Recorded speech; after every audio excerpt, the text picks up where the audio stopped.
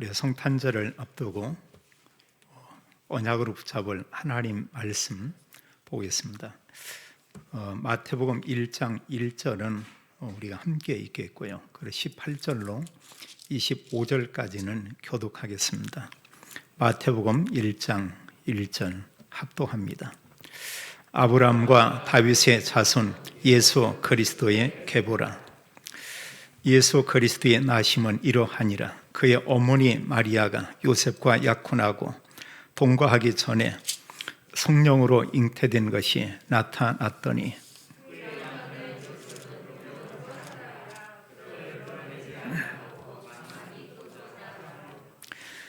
이 일을 생각할 때 주의 사자가 현몽하여 이르되 다윗의 자손 요셉아 네 아내 마리아 데려오기를 무서워하지 말라. 그에게 잉태된 자는 성령으로 된 것이라.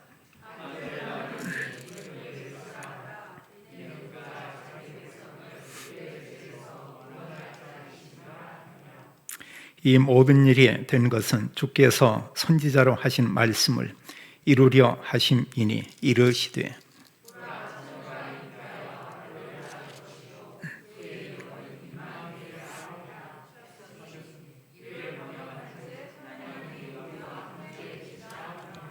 도절을 함께 읽습니다. 요셉이 잠에서 깨어 일어나 주의 사자의 분보대로 행하여 그의 아내를 데려왔으나 아들을 낳기까지 동침하지 아니하더니 나음의 이름을 예수라 하니라. 아멘.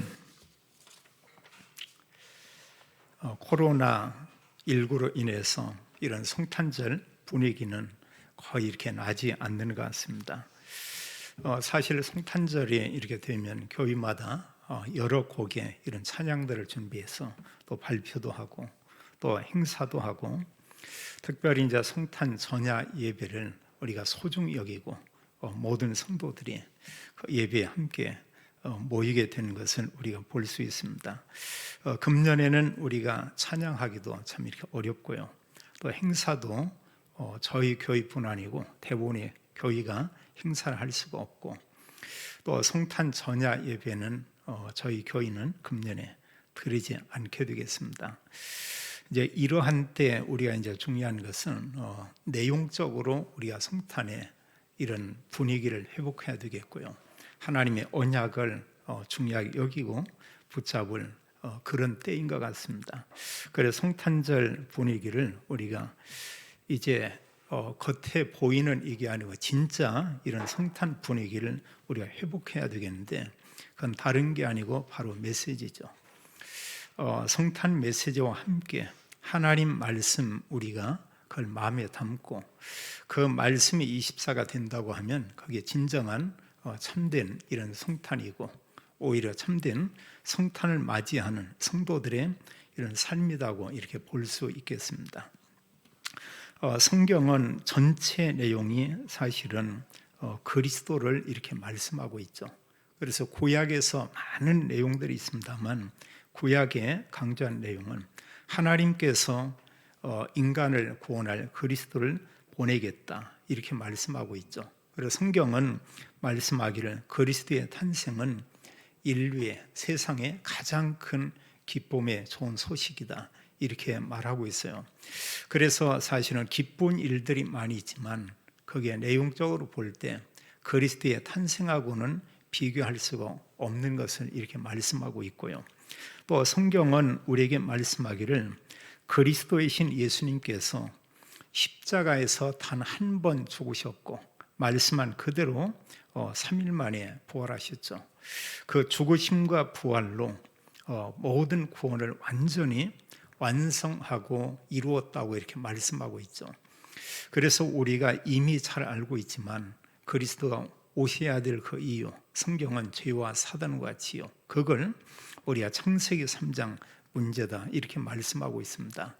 그리스도께서 모든 구원을 완전히 이루었지만 이 구원에 대한 것을 믿는 자만 하나님의 은혜로 믿어지는 사람만 성경은 구원받는다 이렇게 말씀하고 있고요. 그 사실을 믿지 않은 사람은 구원받을 수가 없다고 성경은 그렇게 말하고 있죠. 그러면서 또 성경이 말씀하고 있는 중요한 이 내용은 구원받은 우리입니다. 그리스도인들에게 말씀했는데, 물론 그리스도가 이 땅에 오신 게 기쁜 일 정말로 맞아요. 그리스도가 십자가에 죽으시고 부활로 완전 구원을 이루셨다. 그거 이루 말할 수 없죠. 정말로 기쁜 일이죠. 그래서 진정 이 기쁨을 누리는 가장 큰 그 내용은 그게 사실은 전도입니다. 다른 게 아니고요. 우리 주변엔 그 굉장한 배경을 가지고 있는 이런 사람도 있어요. 또 사람들은 어느 게 축복이다 이런 것도 잘 알고 있습니다. 많은 물질을 얻게 된 것도 복이다 얘기할 수 있고요. 또 사회에서 좋은 직책에 있는 것도 우리가 복이다 이렇게 말할 수가 있습니다. 그러나 우리 주변에 이제 이런 사람들이 더 많이 있죠. 그러나 나하고는 직접적인 관계가 이렇게 없죠. 하나님께서 말할 수 없는 엄청난 이런 축복을 우리에게 주었고 또 세상에 허락했지만 그걸 내 것으로 붙잡지 않는다고 하면은 실질적으로 이 기쁜 소식, 참된 축복은 우리가 놓친다고 볼 수 있죠. 그래서 구원받은 하나님의 자녀가 사람들에게 그리스도를 말한다. 이게 사실은 축복 중에 최고의 이런 축복이다. 이렇게 볼 수가 있습니다. 그것을 우리가 말씀하기를 하나님이 우리에게 주신 이런 사명이다. 이렇게 말할 수도 있죠. 또 우리가 이렇게 생각할 수가 있습니다. 어느 분이 너무 힘들고 어려운 가운데 있고 심지어 어느 사람은 내가 계속 살아야 되냐 아니면 삶을 포기해야 되냐 이런 상황이 있다가 어떤 전도자를 통해서 복음을 듣고 구원받았다고 해보세요. 그리고 구원의 어떤 기쁨을 회복했다고 해보세요. 그런다고 할 때 한 사람이 전하니 복음이 얼마나 소중하냐 그거예요. 그 한 사람을 살리기도 하고 또 그 사람이 정말 제자가 돼서 복음을 전한다. 어떻게 보면 이보다 더 기쁜 일은 사실은 없을 것입니다. 그래서 많은 기쁜 일들이 있지만 성경이 말하고 있는 기쁨하고는 차원 자체가 다르죠. 성경 그리스도가 오셨고 오셔서 모든 구원을 이루었고 이런 말할 수 없는 축복을 구원받은 성도인 우리에게 하나님께서 이렇게 부탁한 것은 우리가 볼 수 있습니다. 그러면 우리가 성탄절을 맞이하면서 우리가 몇 가지 이런 질문을 이렇게 하고 우리가 또 성탄을 맞이하는 성도들이 개인이 우리가 또 좀 다짐할 이런 부분이 있겠습니다. 우리가 어떤 것을 다짐한다 이런 건 다른 의미로 우리가 또 갱신이다 이렇게 말할 수 있겠죠. 알고 있습니다. 아는데 그게 내 삶이 되면 그건 이제 갱신이 되는 거고요. 알고 나하고 또 내 삶 속에서 그 말씀을 적용하지 않으면 그것은 아는 거지 사실은 갱신이 되는 이런 부분은 아니죠. 자, 하나님께서 우리에게 말씀하고 있습니다. 하나님께서 왜 그리스도를 이 땅에 보내신다고 약속했는가? 또 우리는 질문하기를 왜 그리스도께서 오셔야만 하는가? 성경은 그렇게 말하고 있죠. 인간의 힘으로 영원히 해결할 수 없는 인간의 근본 문제가 있다고 이렇게 말하고 있습니다. 그런데 이런 문제가 복잡하지 않죠. 성경을 바로 아는 사람들은, 복음을 아는 사람은 그게 간단하다는 것을 우리가 알게 됩니다. 그리고 복음은 복잡하지 않죠. 또 복음은 혼란스럽지도 않습니다. 너무 단순하고 분명하고 그런가 하면 우리가 당당히 전할 수밖에 없는 그런 내용을 우리에게 말씀하고 있죠. 그러면서 이 세상의 모든 문제, 인간의 모든 문제는 창세기 3장에서 시작되었고 그 문제는 계속해서 우리의 삶 속에 이런 문제가 지속되고 있고 그리고 이 창세기 3장의 문제는 성경이 말씀하는데 해결받는 방법은 두 가지밖에 없습니다. 하나는 그리스도를 통해서 3장 문제가 완전히 끝나게 되고요.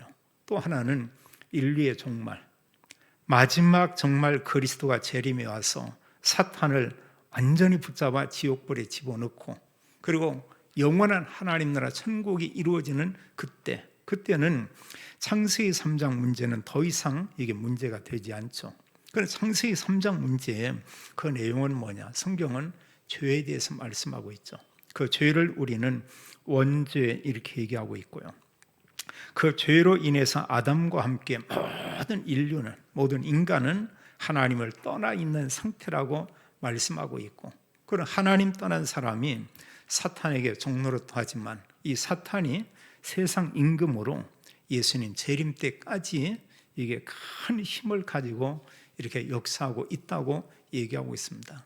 그리고 지금도 우리가 알지만 사실은 사단의 종노릇하고 사탄에게 속고 사는 사람이 훨씬 많이 있죠. 근데 문제는 본인들이 인정하지 않고 전혀 모르고 있는 거죠. 전혀 모르고 있습니다. 그리고 결국 사탄은 이런 가운데 사람을 몰고 가는데 마지막 어디로 데려가냐? 사단이 몰고 가는 그 길은 하나밖에 없죠. 성경은 말씀하기를 그게 바로 지옥이다, 이렇게 말하고 있습니다. 그리고 창세기 3장 문제 해결받지 못하면 그걸 가지고 평생 사람들이 살게 되고 결국은 영원한 지옥에 가서 영원히 고통받는 것을 성경은 우리에게 말씀하고 있습니다. 우리가 잘 알지만 창세기 3장의 문제를 인간의 힘으로, 인간의 노력으로 해결할 수 있냐? 성경은 없다고 말씀하고 있고요. 또 그리스도를 믿는 모든 성도들은 똑같이 고백합니다. 인간의 방법으로, 이 세상의 것으로 인간은 그 문제를 해결할 수가 없다. 그래서 하나님께서 그런 말씀하고 있죠. 하나님께서 말씀하기를 이 창세기 3장 문제를 해결할 자는 오직 하나님 자신이다, 이렇게 말하고 있습니다. 누구도 해결할 수가 없어요. 세상에 수많은 종교가 있지만 종교가 이 문제 해결할 수 없고요. 또 세상에 말할 수 없는 대단한 이런 인물이 나타난다고 해도 한 시대의 영웅처럼 잠시 있다가 사라질 뿐이지 해결할 수가 없죠. 또 사람들은 뭔가 이런 힘이 좀 있을 때는 본인이 뭔가 다 할 것처럼 이런 얘기를 합니다. 근데 사람은 연약해요. 어떤 질병이 와도 활동하기 어렵고요. 또 아무리 건강하고 이렇다고 해도 그 사람이 이 땅에 살 수 있는 시간은 이렇게 정해져 있죠. 그 유능한 사람이라고 수백 년을 살고 그러냐? 그것도 아닙니다. 거의 똑같고요. 대체로 보면은 이런 성공한 사람들이나 좀 이렇게 대부분의 좀 유능한 사람들이 보통 사람보다 조금 이렇게 빨리 돌아가시는 것 같아요. 그만큼 이제 많이 힘적으로, 내적으로 이런저런 고민을 많이 한다고도 이렇게 볼 수가 있겠습니다. 한마디로 창세기 3장은 해결할 수 없다. 성경은 이렇게 말씀하고 있죠. 그래서 하나님께서 우리에게 말씀하기를 창세기 3장 문제를 해결할 그리스도를 보내주시겠다, 이렇게 약속을 했고, 약속한 그대로 그리스도가 오셨고, 오셔서 모든 구원을 다 이루었고, 이 구원을 이루신 그 내용을 우리에게 말씀하기를 이제는 모든 사람에게 전하라, 이렇게 얘기하고 있죠. 구약의 내용을 우리가 전체를 모른다고 해도 사실 구약에서 몇 개 성경 구절만 안다고 하면 성경을 다 안다고 볼 수 있습니다. 인간의 문제는 창세기 3장의 이런 문제다.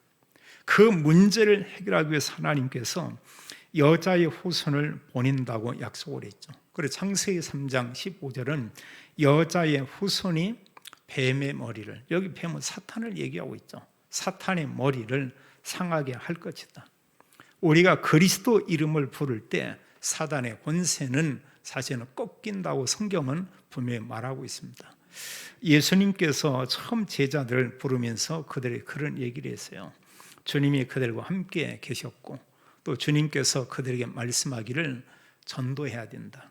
이 그리스도를 사람들이 알리는 그 일을 해야 된다. 그러면서 말씀하기를 귀신을 내쫓는 권세도 있게 하려 합니다, 이러고 있습니다. 하나님께서 구원받은 성도에게 사단의 권세를 꺾는 이런 힘과 능력을 이런 약속하고 있죠. 그래서 성경이 말할 때 여자의 후손, 이 단어는 굉장히 중요하죠. 모든 사람은 남자의 후손이죠. 모든 사람은 다 원죄가 다 있죠. 그래서 성경은 그 남자의 후손이 아닌 여자의 후손이 올 것을 약속을 했고요. 또 이사야 7장 14절도 말씀하고 있습니다.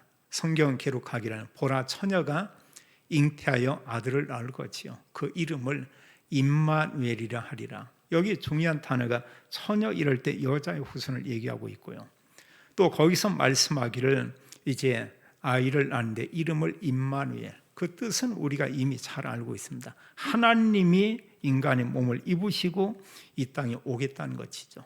이유는 뭐냐? 하나님만이 인간을 죄와 사단과 지옥에서 구원할 수 있다고 성경은 이렇게 말씀하고 있습니다. 그리고 구약에 많은 내용이 있지만 바로 이거예요. 창세기 3장과 그 문제를 해결할 여자의 후손, 그런가 하면 하나님 그분이 여인의 몸을 통해서 오는데 임마누엘, 이렇게 얘기하고 있죠. 그게 모든 성경의 구약의 핵심이라고 우리가 볼 수 있죠. 그 말씀하신 그대로 오늘 성경은 말씀하기를 그리스도께서 이 땅에 오셨다고 이렇게 말씀하고 있습니다. 그래서 성경은 마태복음에 이런 말씀하기를 아브람과 다윗의 자손 예수 그리스도의 계보라, 아브람 다윗의 이런 족보를 통해서 그리스도가 육신적으로 그의 후손을 통해 온다고 얘기하고 있어요. 이건 사실은 법적인 이런 사실은 계보지, 영적으로 따진다고 하면 그리스도가 아브람보다 앞에 있었죠. 요한복음 1장 1절은 말씀하기를 태초에 말씀이 계시니라, 태초라고 했습니다. 그럼 창조 이전부터 사실은 그리스도가 있는 걸 얘기하고 있죠. 태초에 말씀이 계시니라, 이 말씀이 하나님과 함께 계셨으니 이 말씀은 곧 하나님이시니라, 이렇게 말하고 있죠. 말씀이 하나님이라고 했어요. 요한복음 1장 14절에 그 하나님이신 그분, 그 말씀이 육신이 되어 우리 가운데 거하시며 우리가 그 영광을 보니 아버지의 독생자의 영광이요 은혜와 진리가 충만하더라. 그 하나님께서 인간의 몸을 입으시고 이 땅에 오셨다고 말하고 있습니다. 그게 사실은 그리스도의 그 탄생이죠. 그래서 성탄에 있어서 중요한 것은 날짜보다는 그 내용이죠. 분명히 그리스도가 이 땅에 말씀한 그대로 오셨다는 것입니다. 우리는 그것을 기념하는 것이죠.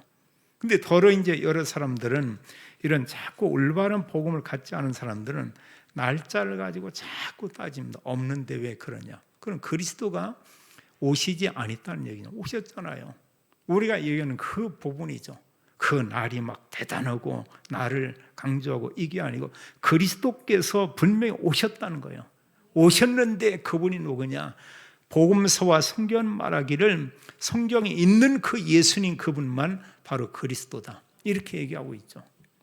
그 위에 그 누구도 인간을 구원할 수 없는 것을 우리에게 말하고 있습니다. 그러면서 오늘 성경에서도 그런 얘기하고 있어요. 예수 그리스도의 이런 탄생은 18절에 말씀하기를 성령으로 잉태했다, 이렇게 말씀하고요. 또 주의 사자가 요셉에게 말씀하기 20절에도 이제 그 마리아에게 잉태된 그는 성령으로 된 것이니라. 성령은 하나님의 영이죠. 하나님의 영이 마리아를 통해서 이제 그 잉태해서, 그래서 사실은 그 말씀 그대로 이 땅에 이제 탄생하게 된 거죠. 이 내용이 믿어져야 우리가 복음을 올바로 이해할 수가 있습니다. 근데 이런 말씀이 안 믿어진다. 그 그리스도 믿을 수가 없어요. 그게 안 믿어지는 사람은 근본적으로 진정한 구원을 받을 수가 없죠. 이 말씀이 어떻게 믿어지냐? 성경의 말씀이 그냥 믿어지는 겁니다. 다른 게 아니라 그게 이제 하나님의 은혜죠. 말씀한 그대로 성경 기록하기를 성령께서 여인의 몸, 그 처녀의 몸을 통해서 잉태해서 이 땅에 오셨다, 이렇게 말씀하고 있죠. 성경은 처녀 이렇게 얘기했습니다. 동정녀가 뭐냐? 남자를 가까이 아니한 그런 그 여자를 얘기하고 있죠. 한마디로 보면은 이런 남편과 아내 이런 관계가 아니고 그냥 그 여인의 이 몸, 그 처녀의 몸을 통해서 그리스도께서 잉태해서 이 땅에 오셨다, 이렇게 말하고 있습니다. 그래서 처녀나 동정녀나 이게 사실 같은 단어예요. 다른 게 아니고 같은 단어입니다. 그 하나님 말씀한 그대로 그리스도가 이 땅에 오셨다, 성경은 이렇게 말씀하고 있죠. 그러면서 그리스도께서 오셔야만 인간의 문제, 죄의 문제를 해결받을 수 있음을 이렇게 말하고 있습니다. 성경 기록하기를 21절에 아들을 낳으리니 이름을 예수라 하라. 이는 그가 자기 백성을 그들의 죄에서 구원할 자이심이라 하니라. 이렇게 말씀하고 있어요. 예수님이신 그리스도 그분만이 창세기 3장 문제를 해결할 수 있고, 그 문제를 해결한 그리스도 그분을 믿어야만 구원받는 것을 성경은 우리에게 말씀하고 있죠. 근데 우리가 예수님을 믿었다. 이게 우리의 믿음 맞아요. 그러나 성경은 하나님의 은혜였다고 이렇게 말씀하고 있죠. 하나님 은혜 베푸셔야 돼요. 그래야 사실은 그게 믿어지죠. 똑같은 이런 복음을 몇몇 사람이 들었는데 어느 사람은 그게 믿어지는 겁니다. 어느 사람들은 그게 안 믿어지는 겁니다. 어느 사람은 그 내용에 전혀 들리지 않는 겁니다. 그런데 믿어진 그 사람, 이게 바로 하나님의 은혜죠. 우리가 그보다 더 큰 축복은 분명히 없을 겁니다. 어쩌면 거의 대부분의 사람들이요, 복음을 듣지를 못했고, 열이면 9번 듣지를 못했고, 설령 들었다고 해도 사실은 믿어지지 않는 사람들 더러 많이 있죠. 근데 그런 가운데 이 복음이 믿어지는 거예요. 그래서 정말로 이렇게 영접버렸습니다. 그게 하나님의 그 은혜죠. 또 정말로 그리스도 믿음으로 나는 이제 하나님의 자녀다, 이런 고백할 수 있다. 이보다 더 큰 축복은 우리가 없다고 볼 수 있죠. 또 성경은 구원과 함께 이루 말할 수 없는 엄청난 축복을 우리에게 주신 것을 이렇게 말씀하고 있습니다. 자, 그리스도께서 분명히 오실 것을 얘기했고요. 오시면 그 이름을 예수라 하라, 이렇게 말하고 있죠. 그래서 우리가 예수 그리스도 이렇게 말하기도 하고요. 여기 성경을 말씀하기를 19절은 이름을 예수라 하라, 23절도 말씀하기를 그 이름은 그리스도 오는데 그 이름은 임마누엘이라 하리라. 한마디로 예수님이 누구냐? 성경은 하나님이라고 말씀하고 있어요. 하나님이신 그분께서 이 땅에 오셨다. 그 증거가 성령으로 이렇게 잉태했다. 이름은 예수다. 그런데 그분이 누구냐? 성경 말씀하기를 그리스도라고 이렇게 말씀하고 있죠. 그리스도께서 이 땅에 오셔서 창세기 3장의 모든 문제를 해결했다고 성경은 기록하고 있습니다. 이보다 더 큰 축복이 없죠. 그래서 하나님의 말씀인 성경이 말하는 것은 그리스도가 이 땅에 오시는 것, 그리스도의 탄생은 온 세상에 미칠 가장 큰 기쁨의 좋은 소식이다. 누가복음 2장 10절로 11절에 그렇게 말씀하고 있습니다. 예수 그리스도의 탄생에 대해서 말하고 있죠. 그 탄생은 온 백성에게 미칠 큰 기쁨의 좋은 소식이다. 이 소식을 너희에게 전하노라. 오늘 다윗의 동네에 너희를 위하여 구주가 나셨으니, 그러면서 곧 그리스도 주시니라, 이렇게 말씀하고 있죠. 그래서 예수 그리스도의 탄생은 인류에게 가장 큰 기쁨의 좋은 소식이다. 이보다 더 큰 축복이 없어요. 그래서 우리는 이런 성탄절을 앞에 두고 우리가 꼭 기억하고 다짐해야 될 이런 부분들이 있죠. 그래서 하나님께서 구원받은 성도들이 이렇게 성탄절을 맞이해서 다짐할 이런 내용들은 뭐냐? 우리가 무엇보다 첫 번째는 정말 그리스도, 내가 믿음으로 구원받았다, 여기에 대한 확신, 또 구원에 대한 감격, 또 감사, 이런 부분들이 우리에게 회복돼야 되겠죠. 이게 없으면 다른 사람에게 우리가 말할 수 없어요. 우리는 좋은 거, 우리 기쁜 거, 또 이런 게 있으면 사람들에게 이렇게 말하고 싶습니다. 또 뭔가 우리가 좀 이렇게 자랑하고 싶은 이런 게 있을 수도 있어요. 그런 사람들이 얘기도 하죠. 어느 때는 친한 사람들에게나 친구에게 또 얘기할 수 있습니다. 특히 여자분들은요, 어떤 옷 하나 이렇게 샀다 이러면 이렇게 가까이 편하게 얘기할 수 있는 사람들에게 얘기를 하죠. 이런 샀는데 너무 좋더라, 어쩌더라, 이런 얘기합니다. 그 속에는 그냥 상대에게 알리는 이런 부분도 있고, 그러나 이제 그 또 깊은 속은 이제 그 자랑하고 싶은 게 있죠. 내가 지금 이런 거. 그런 사람들이 듣고서 참 축하하면서도 한편에 참 부럽다 이러기도 하고요. 또 나도 언젠가 저런 거 하나 이렇게 하나 사고 싶다 이런 생각도 하고, 우리는 여러 가지 자랑을 합니다. 그런 이런 부분 가운데 우리가 생각을 해볼 이게 있어요. 다른 자랑은 다 하고 있는데 정말 그리스도를 사람들에게 자랑하고 있는가? 사실 알고 보면 그게 전도인데요. 다른 걸로 인해서는 내가 정말로 이런 기뻐하고 이런 게 있는데 그리스도를 인한 아예 기쁨이 있는가? 그 정도는 다른 게 아니고 그리스도가 내게 있어가지고 손님이냐? 아니면 그리스도는 내게 있어가지고 고객이냐? 그리스도는 내게 있어가지고 그분은 나의 주인이냐? 바로 이런 것 같아요. 정말 주님께서 나에게 주인이 된다고 하면 다른 사람에게 그리스도 말하는 건 어렵지 않을 거고요. 그리스도가 고객이라고 할 때는 그냥 아주 주님을 귀하게 모시지만 다른 사람에게 함부로 얘기하지 않을 거고요. 손님일 경우에는 그저 그냥 손님, 왔다 가고 이런저런 관계 이런 정도죠. 성경은 그렇게 말하고 있습니다. 모든 믿음의 사람들, 전도자는 그리스도를 주인으로 모셨다고 하는 거예요. 이게 중요한 거죠. 그래서 성탄을 맞이하면서 우리는 예수 그리스도를 우리 안에 주인으로 우리가 모시는 겁니다. 이러면서 하나님의 자녀인 우리에게 하나님 주신 영역 간의 굉장한 이런 축복이 있죠. 먼저는 영적인 그런 축복을 우리가 볼 수 있습니다. 거듭 말씀드립니다만 죄와 사단과 지옥의 문제를 완전히 해결받았다. 이보다 더 큰 축복이 어디 있어요?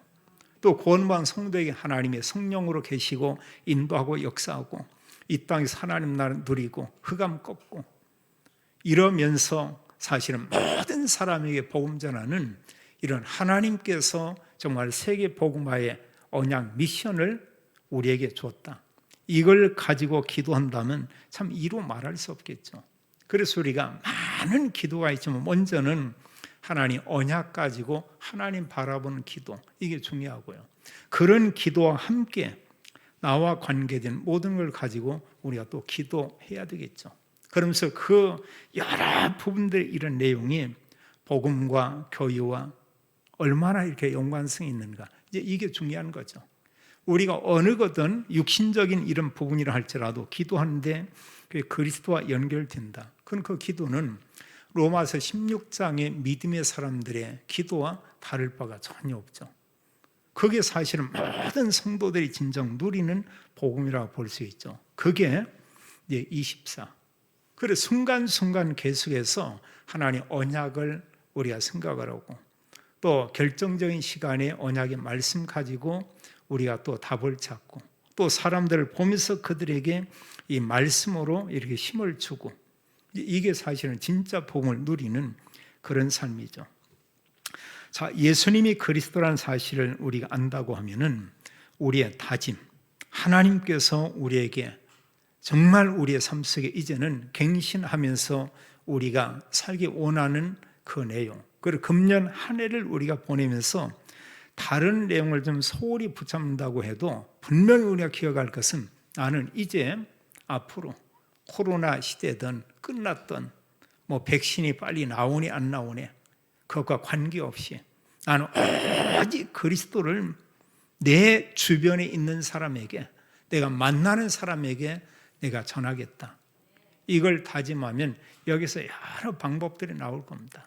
언젠가 어느 분이 예수님은 그리스도, 아주 간단하게요, 복음 내용에 담긴 것을 카드로 만들어서 이렇게 준비해 놨고 또 그걸 전달하는 이런 모습을 봤습니다. 이런 분들이 있거든요. 그러나 많지는 않죠. 소수인데 그게 그 사람이 그걸 만들기가 얼마나 많은 생각을 했겠어요. 또 그걸 놓고 기도했겠죠. 또 그 내용을 또 생각을 하고요. 또 돈을 들여서 그걸 이렇게 만들고, 그게 참된 그 전도죠. 그게 전도자의 올바른 갱신이라고 우리가 말할 수가 이렇게 있습니다. 성탄절을 맞이하면서 모든 성도들이 언약을 붙잡는데 가장 중요한 것은 그리스도, 또 강단과 함께 또 본부의 이런 말씀들의 이런 흐름들이 있습니다. 이런 언약의 말씀, 이걸 가지고 우리가 조금만 기도하면 성경은 말씀하기를 그곳에 하나님 나라가 임한다고 얘기하고 있습니다. 하나님 우리에게 증거를 주겠다고 약속을 했어요. 이런 증거를 가지고 오직 그리스도를 만나는 사람에게 증거하는 증인의 삶, 또 그리스도의 제자의 삶을 살게 되는 모든 성도 렘넌트가 되기를 예수님의 이름으로 축원합니다. 아버지 하나님, 참으로 감사합니다. 저희들에게 하나님 은혜를 허락하사 예수님이 그리스도인 이 사실을 믿어 구원받게 하고, 또 우리에게 하나님께서 은혜를 허락하사 기쁜 소식인 그리스도를 증거하는 하나님께서 이런 놀라운 사명을, 이런 축복을 주심을 인하여 감사합니다.